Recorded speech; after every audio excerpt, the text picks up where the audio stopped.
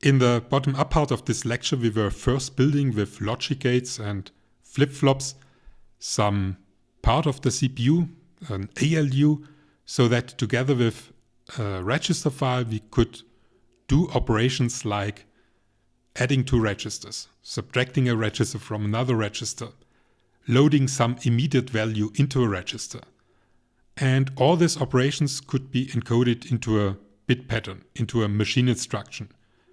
And this gave us a good idea of how a computer works, how a computer can be controlled by just bit patterns, just zeros and ones.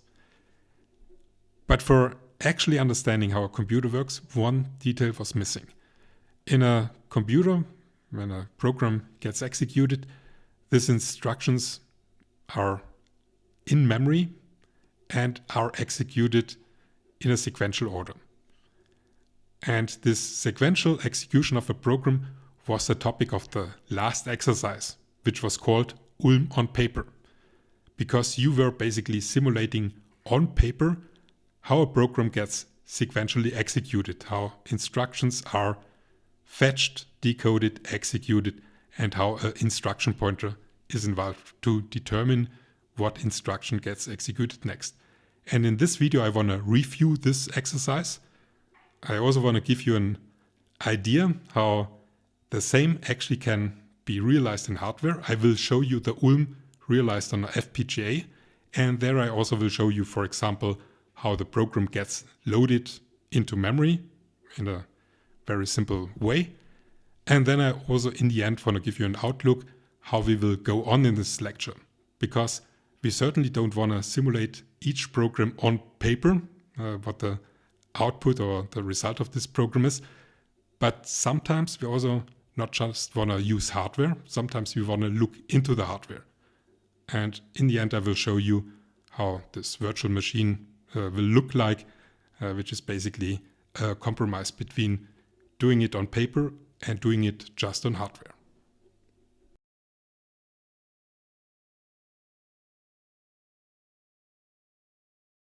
Here you see some part of the memory, the first 48 bytes.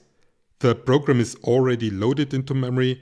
You see in each box, the content of a memory cell is displayed in actually hexadecimal. 2 hex digits means each memory cell has 8 bits. Below, you see the addresses of these memory cells, both in hexadecimal and for convenience in decimal. Then here you see some part of the ALU. Here on the left, the first 4 bytes from the register file. In total, we have a register file with 16 registers. Each register has a size of 64 bits. Register 0 is special.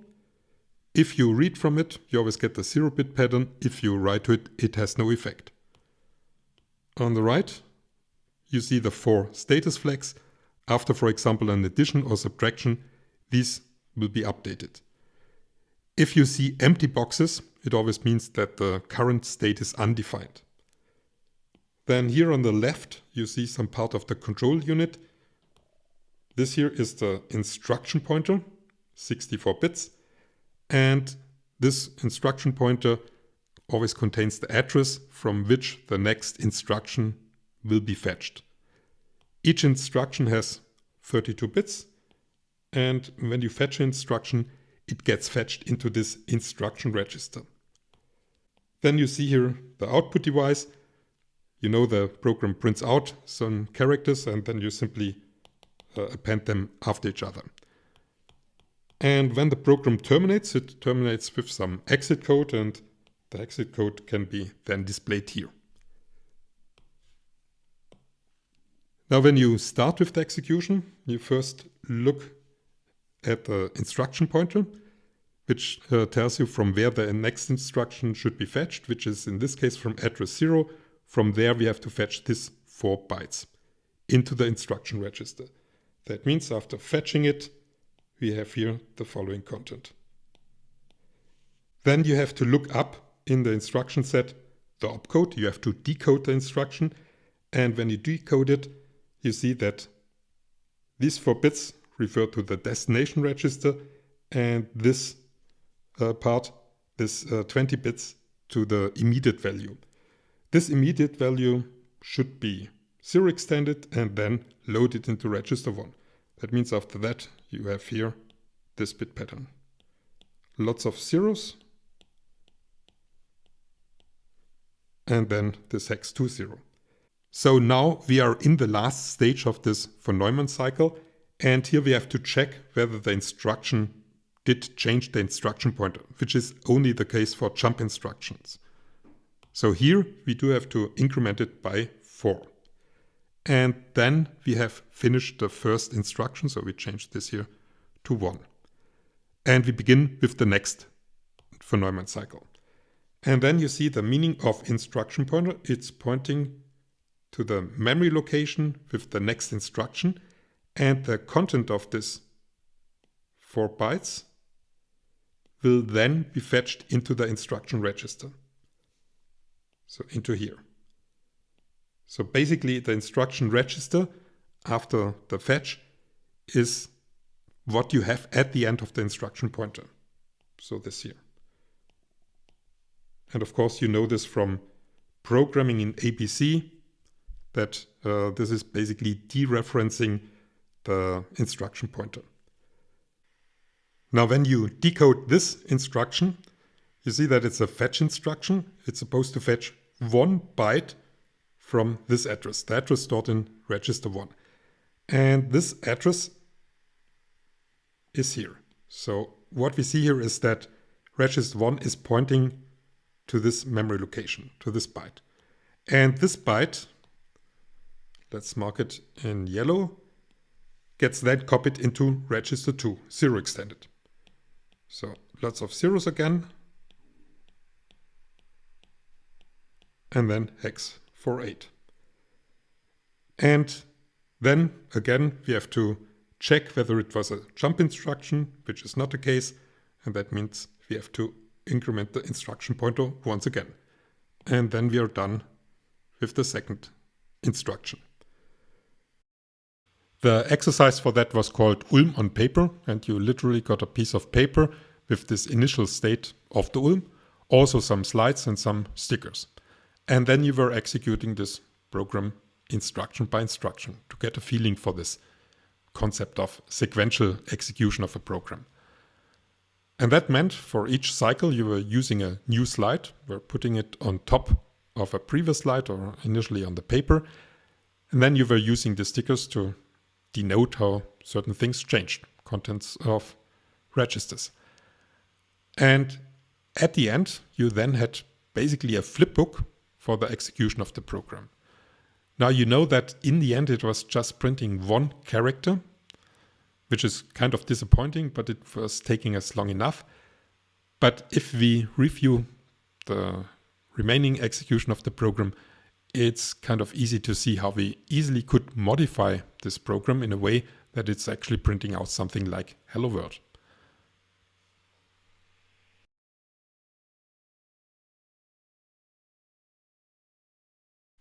So after the second instruction, the instruction pointer will now point to this address.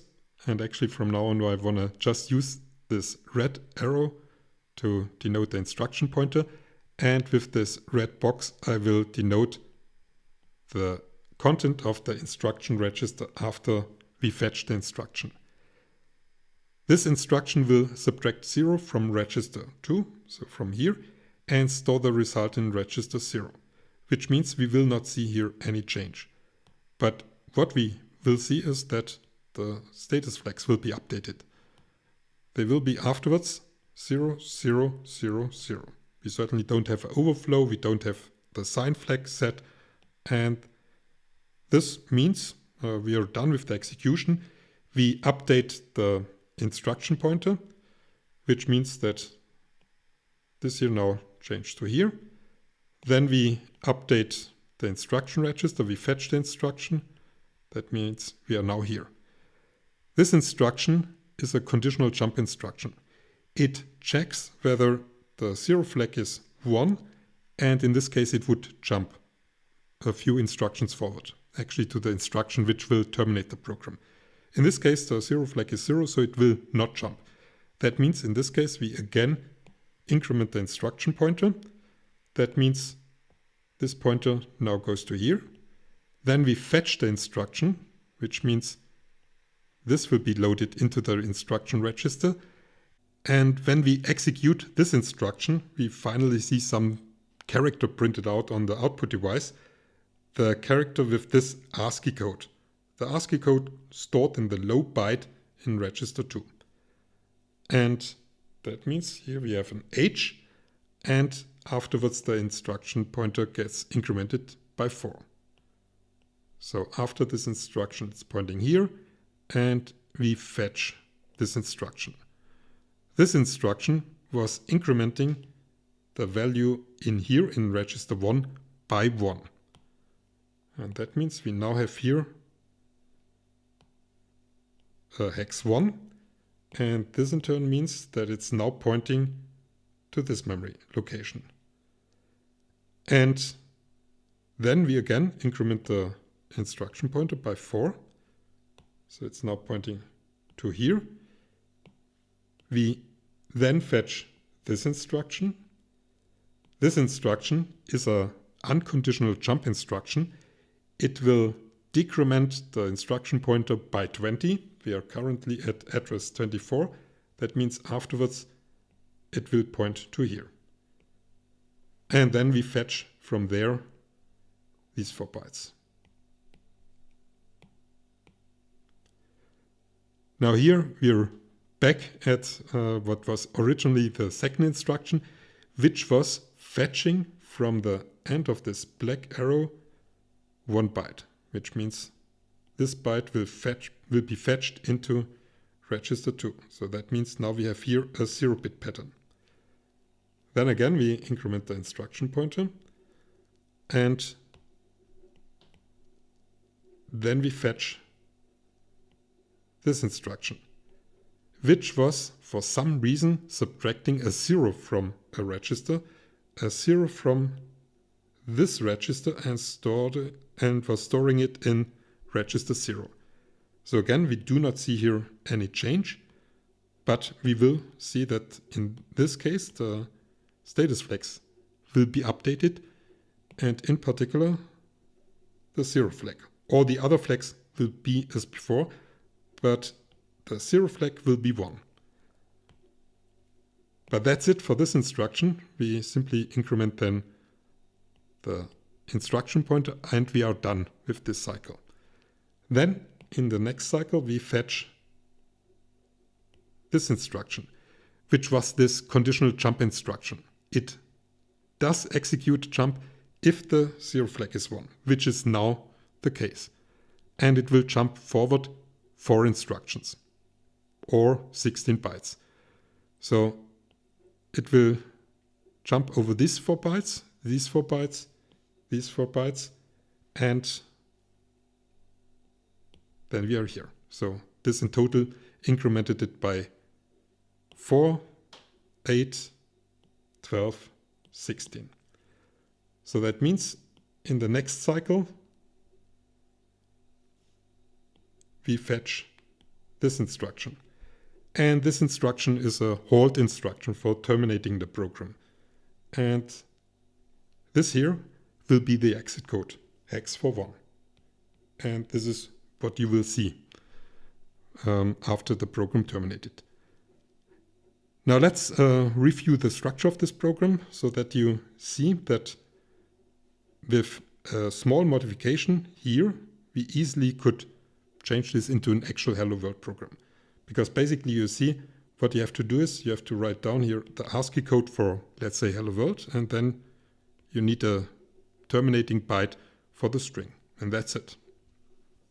So in this exercise we saw that in this part of the memory, the bytes stored in this memory cells were used as instructions, and these 2 bytes as data. So what I marked in black is the text segment, and what I marked with yellow is the data segment. Then we also saw that this instruction here was an unconditional jump. And this instruction was a conditional jump instruction. And this conditional jump depended on what the status flags were after this previous instruction, this subtraction. And this can be visualized now with a flowchart like that. And then we can describe this on a higher level. Basically what you see here in the boxes is some kind of textual description of this machine code. Later we will use, instead of this clumsy notation, a more compact form, the assembly notation of machine instructions. And then we also could describe this on an even higher level, because now we do know the meaning of certain things. For example, that register 1 was always used for pointing to a character, to the character that should be printed next. And initially it was pointing to the first character in a string. So let's call this P for pointer. And register 2 was used to store the character at the end of this pointer P. We were only using 1 byte, the low byte in this register. And then we can describe this in an ABC program. In function main, we would have 2 local variables, P and CH. And the type for this variables is the bookkeeping, for remembering what was the meaning of the values in these variables. The value in P was a pointer to a character, so the type would be a pointer to a character. And CH was simply a character. Now here, pointer P can already be initialized with the address of the first character in the string. You know that a string is an array with characters, 0 terminated. That means in this case we would have an array with 2 characters, the first ASCII value of an uppercase H and the second with a 0 byte. And this initialization here of P would be this first instruction. The second instruction was overwriting the content of variable ch with what is at the end of P. And this I don't want to do in the initialization, as you will see, for some reason. I want to do it here. So ch gets overwritten, or we assign what is at the end of pointer P. Then these 2 instructions actually somehow belong together. We were subtracting the 0 from register 2, not because we were interested in the result, but because we were interested whether afterwards the 0 flag is 0 or not. And depending on that, we were jumping. So this conditional jump we could express with some conditional goto. Of course, this is not about good programming practice, it's about describing the assembly code on a higher level. Expressing this with loops is the next step, of course. Okay, but back on track. So we check whether ch is 0. And in this case, we jump to some instruction. And in ABC, this would mean we jump to some label. We will call this label later done. If we do not jump, we continue here. We print the character. On the ULM, we have an instruction for that. When you do this with ABC, you have to include a declaration for function putjar. So we need standard IO header. Okay, and then we have to increment the pointer. That means we have here plus plus P. And then we always jump back. So we have here an unconditional goto. Go to, let's say, label fetch, which would be here.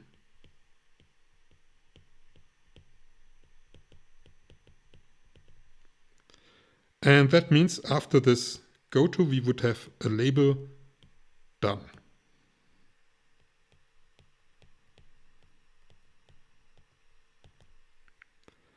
And then we have to exit with an exit code of hex for 1. In decimal, this would be 65. In ABC, you can do this if you return from function main, and function main has a return type, int, then the return value of function main will be the exit code. So here we would have a return statement with hex for 1. Now when you compile this program and run it, you can check the exit code by calling the shell command echo together with $?.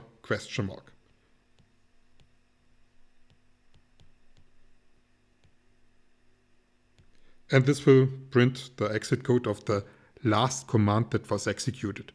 So if you first execute this program here and then check the exit code with that, you should see 65.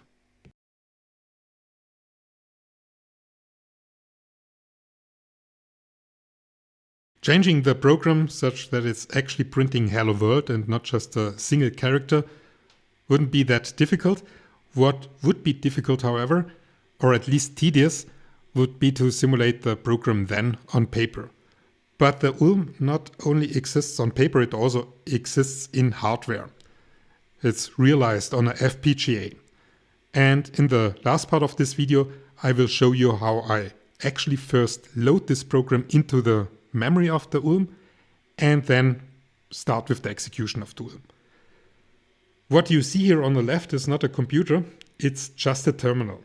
I will actually not use a VT100 device, a nice box like that. I will use a program on my computer called Kermit, named after Kermit the Frog, which basically does the same. What you can do is you can type in something and then the ASCII codes of these characters will be sent to the ULM, to the serial port. So there will be some information flow from left to right. The ULM, of course, receives just the ASCII codes. For example, if I type in some hex digit, like A, an uppercase A, then I get the hex code for 1. From that, I have to compute that the actual value is 10. This computation, of course, is done in hardware. There is no program running here. So what you see here is just basically what we did in circuitverse with logic gates and flip-flops. But you will see that on this hex display, then, for example, here an A gets shown up. So this is nice to see that actually this information flow worked. And that means with 1 hex digits, I send actually just half a byte. And after 2 hex digits, I have a complete byte on the ULM. And with that, I will initialize the first memory cell, the memory cell at address 0, and so on. So I will byte by byte initialize the memory starting from address 0. Then when I press Ctrl D, this magic number received by the ULM causes the ULM to switch from loading a program to executing a program. And then, of course, sooner or later, some character will be printed out. That means, in this case, the connection goes from right to left. And then on the display, you see characters that were printed out. So on the left, I start Kermit so that I can send data to the serial port of the ULM or receive data from there. And you also see that when I type in hex digits, they also show up on this display connected to the ULM. And you see that at the bottom, I try to keep up with what I type in. I want to give you an idea how the memory cells are initialized one by one. Whenever the ULM has received 2 hex digits, it has received a complete byte. This byte will be written to the next memory cell. You also saw that I typed in a backspace or a new line or spaces. Characters that do not represent hex digits are simply ignored by the ULM. This is not implemented in software, it's implemented in hardware. Of course, we by now know that you not only can realize an algorithm in software, but also in hardware.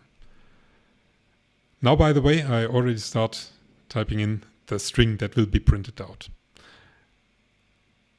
By the way, you also can upload a program in form of uploading a file. You don't have to type in the single bytes of the program, but I think it's kind of interesting to see how a program first gets uploaded and then executed. And now I press Ctrl D and boom, the program was executed and it terminated. You also see on the hex display the exit code hex 41.